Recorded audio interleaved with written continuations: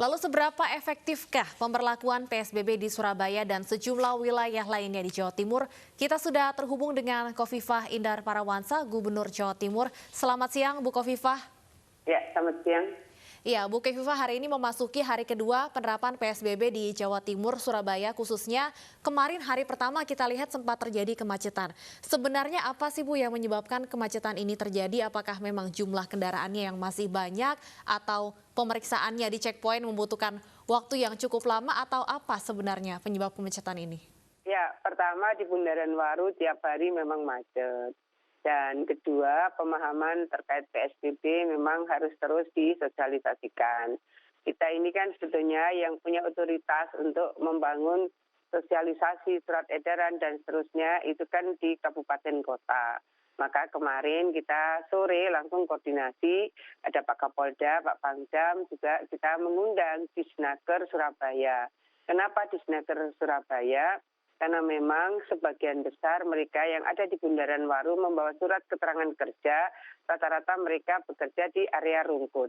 Maka kemarin kita pun juga mengundang dari pimpinan manajemen PT Sier Surabaya Industrial Estate Rungkut. Kemudian kita juga mengundang Apindo dan mengundang beberapa perusahaan yang basis bisnisnya ada di Rungkut. Pertama kita meminta mereka mengatur shift. Bisa 4 shift yang hari ini sudah berlaku di Sier. Jadi masing-masing shift 6 jam. Kemudian kita juga mendapatkan rekomendasi pengusaha yang kemudian memberlakukan misalnya 70-30. Setiap hari 70 yang bekerja di kantor, 30 di rumah. Begitu seterusnya. Sehingga paling tidak sudah akan mengurangi kemacetan 30% dari karyawan di perusahaan itu. Dan berikutnya ada juga yang mengambil posisi karena kami punya perusahaan di Sidoarjo, sudah yang Sidoarjo tidak usah masuk ke Surabaya. Kami juga punya perusahaan di Malang, yang di Malang juga nggak usah masuk ke Surabaya. Jadi format-format itu kami dapatkan dalam pertemuan kemarin sore. Terlepas itu kemudian kaitan dengan penyekatan. Penyekatan ini akhirnya ditambah 4 untuk roda 2, 4 untuk roda 4. Tidak sekedar tambah penyekatan, tetapi juga digeser lebih ke utara. Karena kalau kemarin memang ada di putaran dan itu sentra kemacetan memang di situ. Nah setelah digeser lebih ke utara, maka relatif regulasi dari lalu lintas jalan di Bundaran Waru lebih terurai. Jadi sebenarnya terurainya ini pertama memang kecekatan dari pihak lantas yang membagi dalam 8 checkpoint, kemudian menggeser lagi agak ke utara, dan kemudian kerjasama para pengusaha terutama di area Rungkut. Kami menyampaikan terima kasih karena kecepatan dari pihak lantas dan kesiapan dari pengusaha untuk melakukan rearrangement dari masuknya karyawan ini juga menjadi ikut membantu supaya titik yang kemarin menjadi sentra kemacetan itu bisa terus kita urai hari ini dan seterusnya. Karena PSBB ini insya Allah berlangsung sampai tanggal 11 Mei. Baik, kita masih melihat nanti proses perjalanan berikutnya. Ya. Baik, Bu Khofifah, apakah evaluasi hari pertama termasuk salah satunya tadi yang cukup penting, pengaturan shift untuk karyawan perusahaan sudah diberlakukan di hari kedua ini? Iya, kalau Siar sudah berlaku. Karena Kadisnaker Provinsi sudah menyampaikan koordinasi dengan Dirlantas Jawa Timur bahwa akan ada shift malam yang mulai hari ini sudah berlaku di Sier. Ini menjadi penting karena untuk masuk wilayah Sidoarjo kan sudah mulai ada pembatasan untuk masyarakat tidak keluar malam. Gresik juga pembatasan masyarakat tidak keluar malam.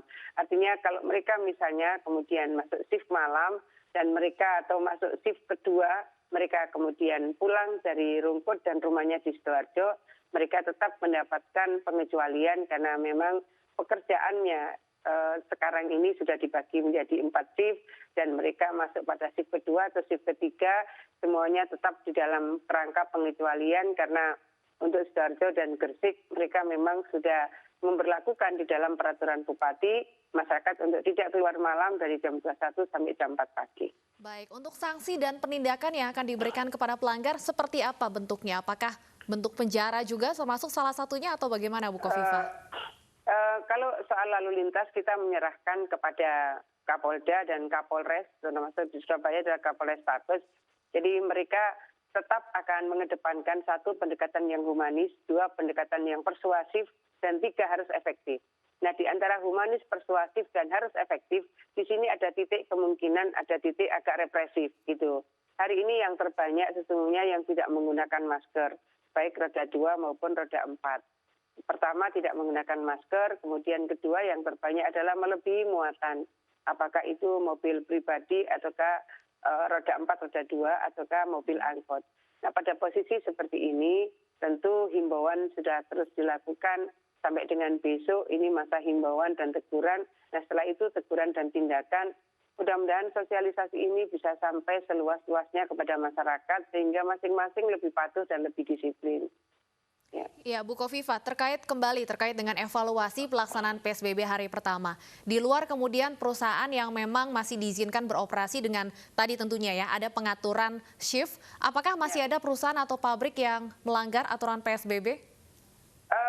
Sebetulnya sampai dengan hari kemarin kita masih terus memberikan himbauan, misalnya adalah titik physical distancing.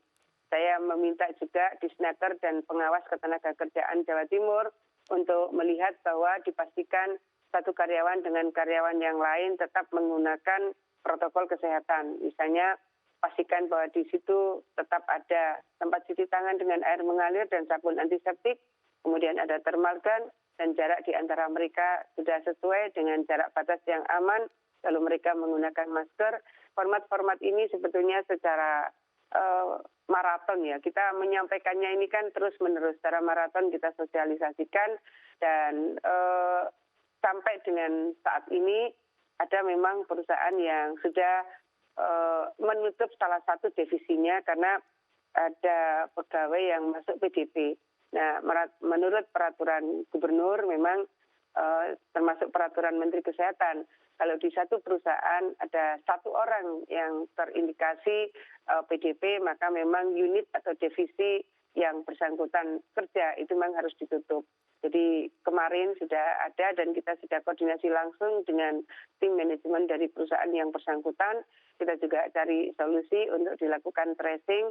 Saya rasa hari ini kita akan menyiapkan ruang observasi yang lebih proporsional untuk mereka yang sudah melalui rapid test kelihatan hasilnya reaktif dan saya juga minta di swab. Jadi sudah ada perusahaan yang memang mereka akan bersedia sudah menutup divisinya karena memang ada karyawan yang sudah terkonfirmasi ada PDP dan kita melakukan rapid test, kemudian hari ini saya minta juga di swab supaya masing-masing bisa teridentifikasi lebih clear untuk kepentingan pelayanan, perawatan, dan tracing. Baik, Bu Kofifa, banyak warga Surabaya dan sekitarnya yang kemudian menyatakan belum memahami betul sebenarnya PSBB ini seperti apa sih? Bagaimana Anda menyikapi hal ini?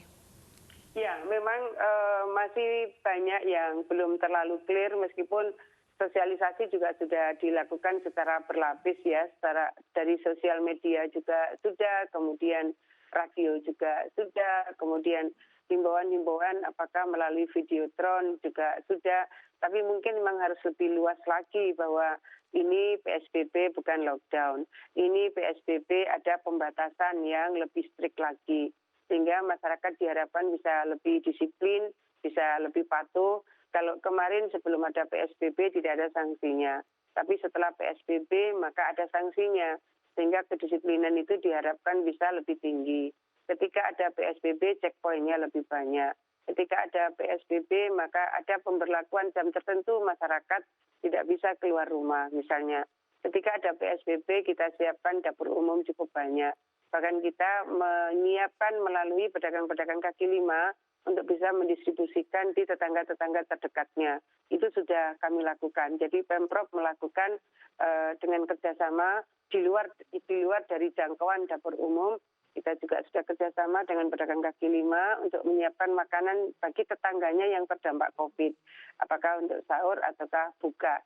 Nah, pola-pola ini sebetulnya menjadi satu kesatuan bagaimana kita menerapkan PSBB supaya efektif. Tetapi bahwa sosialisasi RT RW itu menjadi sangat penting. Sosialisasi dari kelurahan atau desa ini juga menjadi sangat penting. Nah, kami sudah punya buku panduan tentang PSBB. Nah, buku panduan ini juga sudah merangkum bagaimana peraturan gubernur, peraturan wali kota, peraturan bupati. Nah, yang punya aparat RT RW, kelurahan dan desa itu adalah bupati wali kota. Dan kami perasaan sih rapatnya sudah berlapis-lapis, sehingga berikutnya saya mohon kepada RT RW, kemudian kepala desa dan tokoh-tokoh masyarakat saling mensosialisasikan. Kalau di Gresik dan Sidoarjo, berarti di sana ada kami tua, kepala dusun, saya minta tolong semua bersatu padu untuk ikut mensosialisasikan. Suasananya memang sedang berpuasa, tapi saya berharap bahwa ini bisa dilakukan dengan cara yang seefektif mungkin. Misalnya kan ada musola-musola, bisa menggunakan pengeras suara di musola, mengajak masyarakat disiplin, patuh tetap tinggal di rumah, tidak berkerumun. Saya rasa pengeras suara di musola itu bisa menjadi efektif untuk terus memberikan himbauan kepada masyarakat di sekitar musola atau mungkin masjid di kampung-kampung. Pola-pola ini tetap harus kita lakukan. Bu Kofifa, terkait dengan bantuan sosial untuk penerapan daerah yang menerapkan PSBB, bagaimana Pemprov memastikan kemudian kesejahteraan mereka, kebutuhan mereka terjamin sehingga mereka pekerja sektor informal, pekerja harian misalnya, bisa menaati aturan PSBB ini? Iya, ada sih sebetulnya. Jadi se-Jawa Timur ini PSBB maupun tidak, kami melakukan proses yang sama sebetulnya skemanya. Bahwa ada 333.022 keluarga penerima manfaat BPNT yang berbasis kelurahan, kita top up 50% dari yang di top up oleh pemerintah pusat. Kita sudah mengkomunikasikan dengan Himbara sudah 4 minggu yang lalu bahkan. Jadi sebetulnya kalau penerima bantuan pangan non-tunai yang berbasis kelurahan, itu mereka sudah akan bisa melihat bahwa dulu isinya 200, sekarang isinya 300. Yang 100 adalah support dari Pemprov. Kalau ini langsung dari Pemprov ke Himbara, Himpunan Bank Negara. Tetapi tetap kita koordinasikan lewat Bupati, Wali Kota, dan lewat Dinas Sosial. Jadi koordinasi intensifnya adalah lewat Dinas Sosial. Di luar itu kita juga menyiapkan bansos, yang ini adalah lewat BPBD Kabupaten Kota. Yang diharapkan BPBD Kabupaten Kota ini akan mendistribusikan bansos berbasis dari peta terdampak. Jadi misalnya dari Surabaya. Surabaya ini ada 45.000 yang akan mendapatkan bansos dari Pemprov. Ini jalurnya adalah BPBD. Sidoarjo 65.000. Kenapa Sidoarjo 65.000? Karena yang terdampak dari perusahaan apakah dirumahkan ataukah ter-PHK, Sidoarjo lebih banyak. Ada 1 juta lebih warga di Sidoarjo yang kerjanya memang berbasis industri. Nah, Gresik ada 35.000. Di Gresik kira-kira yang masuk di sektor industri ada 500.000. Pada posisi 500.000 kita kemudian melihat dari peta yang kita koordinasikan dengan Forkopimda Gresik dan Sidoarjo, maka Gresik akan mendapatkan 35.000. Jadi ini sudah terus dikoordinasikan dan NPHD. Jadi ini NPHD itu adalah nota di mana Bupati Wali Kota akan menandatangani perjanjian. Nah, mereka yang akan mendistribusikan sesuai dengan peta terdampak yang terupdate. Jadi ada keleluasaan dari Bupati Wali Kota seluruh Jawa Timur. Kali ini seluruh Jawa Timur. Mereka mendapatkan bansos dari Pemprov ini sebanyak 750.000 dibagi seluruh kabupaten kota. Nah, kemudian kita menyiapkan lagi yang melalui radar bansos. Radar bansos ini disiapkan oleh Pemprov untuk warga non-Jawa Timur yang ada di Jawa Timur. Dan warga Jawa Timur yang ada di Jabodetabek, ini mereka harus apply lewat platform radar bansos di jatimprov.go.id. Pada posisi seperti ini, saya melihat yang mengunjungi platform ini sudah 100.000 lebih, tapi yang apply kira-kira 5.000. Kenapa? Karena memang di situ akan terpandu. Kalau dia sudah apply tapi ditanya di situ kan lewat artificial intelligence. Jadi melalui artificial intelligence ini mereka kalau dia berada di desa, oh berarti mestinya dia sudah cukup dengan bantuan tunai dana desa. Tapi kalau dia berumur tertentu dan dia misalnya sedang sekolah, nah berarti dia bisa mendapatkan akses di bansos. Tapi kalau dia tidak sedang sekolah, tidak sedang kuliah, maka mestinya dia masuk di prakerja.